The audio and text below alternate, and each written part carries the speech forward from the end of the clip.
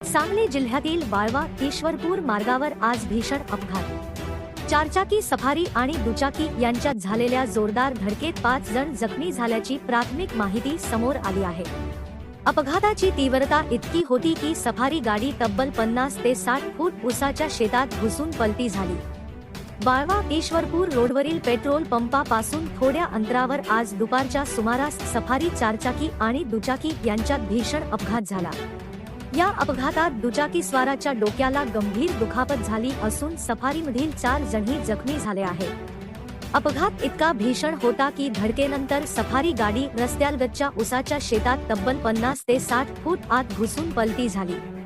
स्थानिक नागरिकांनी तत्काळ घटनास्थळी धाव घेत जखमींना बाहेर काढले आणि उपचारासाठी ईश्वरपूर येथील रुग्णालयात पाठवले। या घटनेची माहिती मिळताच आष्टा पोलीस घटनास्थळी दाखल झाले असून अपघाताचे नेमके कारण काय याचा अधिक तपास सुरू आहे। जखमींची ओळख आणि त्यांच्या प्रकृतीबाबतची अधिकृत माहिती अद्याप समोर आलेली नाही।